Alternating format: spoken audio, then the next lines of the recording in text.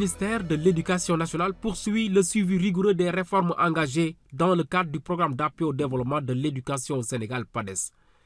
Une mission de suivi s'est déployée dans les académies de Thiès, Kaolack, Kaffrine, Sédhiou, Kédougou, Louga, Saint-Louis, Pikine, Guédiawaye, Rufisque et Dakar. L'objectif est d'assurer un suivi technique et financier des projets académiques, mais aussi de capitaliser les bonnes pratiques. Le programme d'appui au développement de l'éducation au Sénégal PADES qui nous réunit aujourd'hui constitue l'un des instruments majeurs d'accompagnement du gouvernement du Sénégal dans le cadre du paquet.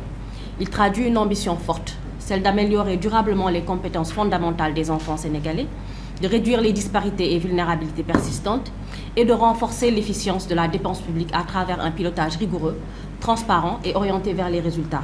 Des missions qui viennent échanger avec les acteurs terrain. Je pense que si nous continuons sur cette lancée, nous pouvons atteindre nos objectifs. Aujourd'hui, nous sommes plus que jamais engagés en tout cas à relever les défis. Les défis donc d'un système éducatif performant, mais aussi résilient. Au cœur des échanges, les participants ont rappelé les différentes étapes de la mise en œuvre des projets académiques, depuis la phase diagnostique jusqu'au déploiement des activités sur le terrain. Les PAC ont été conçus avec une bonne implication des services techniques régionaux, des services rattachés, mais également de toutes les associations qui gravitent autour de l'école. Cette implication nous a permis d'aller vers un PAC consensuel. En ce qui concerne le projet académique de Rufisque, il faut dire que la mise en œuvre dans ces différentes composantes a été correctement menée. Pratiquement, les activités planifiées ont été mises en œuvre pour pratiquement un pourcentage de 99%. La formation a été l'activité phare.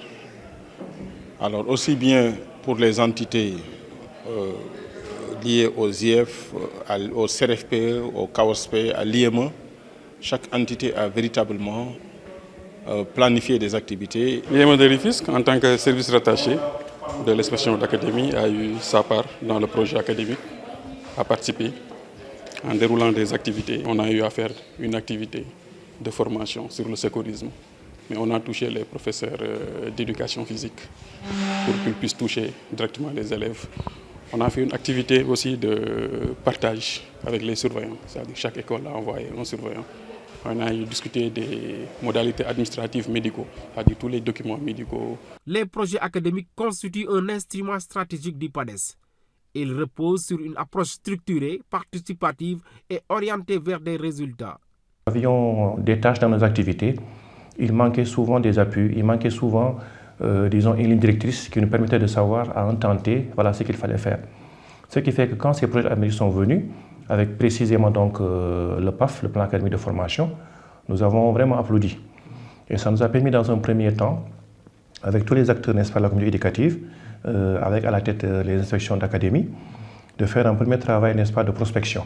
Et ces premières étapes donc, nous ont permis d'écouter et d'entendre, d'écouter tout le monde et de se rendre compte effectivement qu'il y avait beaucoup de problèmes dans le cadre, n'est-ce pas, des plans de formation, mais qu'il fallait donc prioriser les urgences.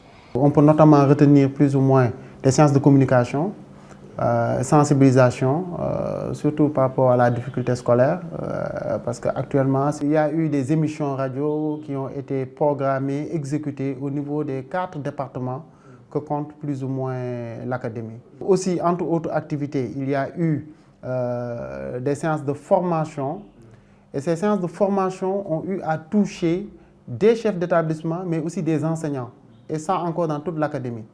C'est ainsi que 129 enseignants ont été accompagnés, et 49 chefs d'établissement ont aussi été renforcés.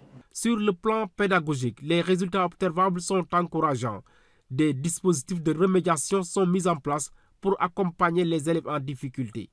Les activités fortes, c'est surtout des activités de renforcement de capacité quand même de nos enseignants. Aussi bien pour le niveau préscolaire dans un premier temps avec PADES, mais aussi au niveau du moyen et de l'élémentaire. Il y a aussi, surtout dans la qualité, l'élaboration de recueils quand même, de recueils pour la remédiation, après l'identification des enfants qui ont eu des difficultés d'apprentissage, depuis les 3 ans, je veux dire, l'IF a été à un taux environ de 30 et quelques % quand on venait. Mais je crois que l'année dernière, nous avons eu des taux exceptionnels avec au BFM un pourcentage de 96% et à l'entrée en 6e, un pourcentage, je pense, de 84% environ. Ouais, je pense que c'est ça. Si nous parvenons à réaliser cette performance, c'est grâce à l'effort de tous les acteurs de la communauté éducative. D'abord au niveau de l'IF, nous avons un suivi et accompagnement de tous les inspecteurs qui sont là-bas. Au niveau de l'équipe pédagogique également, nous avons des enseignants qui sont très engagés. Donc le vrai sens d'une équipe, on la trouve dans cette école-là. La notion d'équipe pédagogique. Voilà, nous avons vraiment une équipe pédagogique, tout le monde est soudé, tout le monde est engagé. Donc chacun a une part à réaliser dans ces performances-là.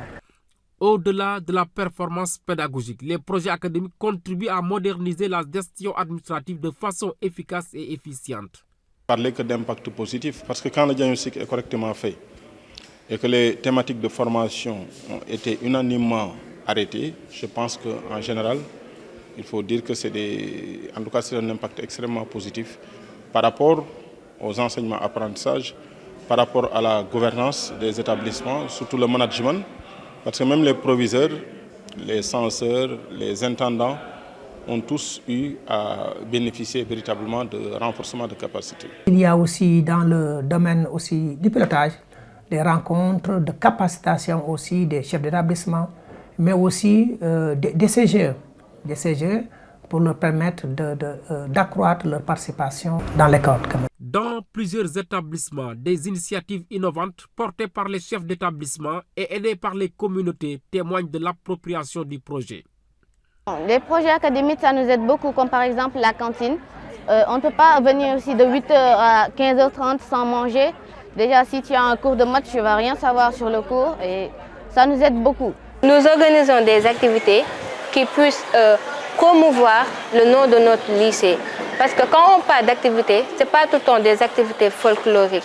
Parfois, on doit organiser des activités qui sont à l'image de notre lycée. Parce que bien évidemment, notre lycée est un lycée d'excellence ici à Saint-Louis. Donc nous devons plus améliorer cette image-là et le promouvoir dans tout le Sénégal même. À maîtriser son enfant, à lui inculquer quelques valeurs, en sachant également à l'école qu'est-ce qu'il attend pour que les deux entités, l'école et la maison, doivent se concerter pour que si l'enfant, par exemple, présente des anomalies à la maison, que l'école en soit au courant et que si au niveau de l'école aussi, l'enfant file du mauvais coton, que le parent soit associé. Et à ce niveau maintenant, nous avons des associations. Alors c'est en ce moment-là qu'on intervient pour voir qu'est-ce qu'il faut faire pour redresser. Et nous sommes associés également par l'EA en tant que parents pour le règlement des crises. École bi ki nga xam ne mooy directrice bi ak ñi nga xam ne ñooy collaborateurs am yi ñoo nañ impliqué ci ñi nga xam ne ñoom ñooy population bi nga xam ne ñoo fi dëkk. École bi parents yi bi vacances yi jotee bi war école war a tijji parents yi jël nañ ay 500 et quelques mille peinture école bi ay rames papier yi nga xam ne tey ji à chaque fois bu école bi soxla daw nañ jëm jëli ko andi ko yi nga xam ne tey ji ci besoin école bi la ñu nekk quoi. Aux côtés des financements institutionnels du PADES, les associations de parents d'élèves, les collectivités territoriales et les partenaires locaux apportent un appui significatif, une contribution communautaire qui traduit le concept de société éducative. Nous réaffirmons que c'est vrai, l'État fait beaucoup. L'État fait la plus grande part, mais la communauté, elle est là. Nous avons ici l'association des mères d'élèves, les parents d'élèves et les acteurs eux-mêmes qui appuient l'école en papier, en matériel de travail. Ce qui est important parce que d'abord, ça dénote l'idée d'appropriation de l'école. La communauté s'est appropriée l'école. Maintenant, nous demandons juste un renforcement des moyens pour pouvoir aller de l'avant. Les bancs que vous voyez à l'intérieur de l'école ont été construits par les mères d'élèves. Il y a également le CGE, les parents d'élèves membres du CGE qui nous ont accompagnés en dons de livres et de tables-bancs. Ce sont des choses que nous apprécions à leur juste valeur.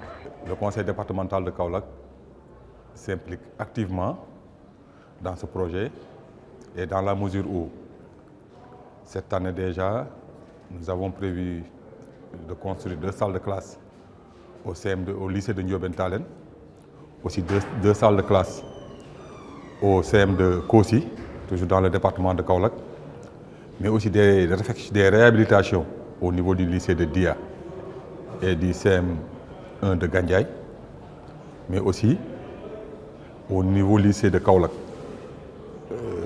Nous devons construire de nouvelles toilettes, mais aussi au CM de Kabutoki et au lycée de Sibassor, il est prévu là-bas de construire des toilettes.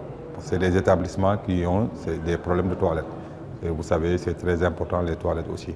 L'exemple que je peux donner, par exemple au niveau de Dakar, dans la prise en charge de l'alimentation scolaire des cantines, qui était une préoccupation exprimée dans le diagnostic et prise en charge comme activité au niveau du PAC, nous avons eu à acquérir des vivres, à mettre à la disposition des lycées pour créer des cantines, renforcer les cantines qui existaient en privilégiant bien sûr le consommé local, mais mieux, nous avons démarché d'autres partenaires qui nous ont accompagnés. C'est dans ce cadre-là que la haute autorité du WACF s'est joint à nos efforts parce qu'il avait vu que c'était une préoccupation exprimée dans le PAC et il a accepté de nous accompagner en appuyant des lycées également, l'implantation de cantines. Dans le domaine de l'éducation aux valeurs, du développement durable également, il y a eu ce genre de synergies qui ont été développées. La mission de suivi a également permis d'identifier les forces du dispositif. Toutefois, certaines contraintes ont été relevées, notamment des défis liés aux ressources et à l'harmonisation des pratiques. Il y a pour le moment quelques contraintes parce que l'approche du PADES, c'est de financer sur la base de lignes budgétaires généralement déjà fixées, et parce que cela passe par le budget, disons, de l'État qui est renforcé, avec quelques contraintes, comme je l'ai dit. Mais si ces contraintes, si le projet arrive à lever ces contraintes, pour que nous ayons plus de marge de manœuvre, pour que nous puissions davantage porter également, disons, certaines réformes, nous pourrons alors en ce moment-là, effectivement, cibler des activités qui nous aideront à davantage transformer le système éducatif par la base. Les faiblesses dans l'approche, peut-être c'est dans la déclinaison des dépenses au niveau de l'accompagnement. Là, il y a quelquefois des difficultés, des lignes qui ne sont pas pertinentes pour telle ou telle activité, nous l'avons vu. Et là, ça c'est inhérent au démarrage de tout programme, c'est des choses qui sont bien connues et qui sont d'ailleurs en train d'être corrigées dans les prévisions budgétaires de 2026.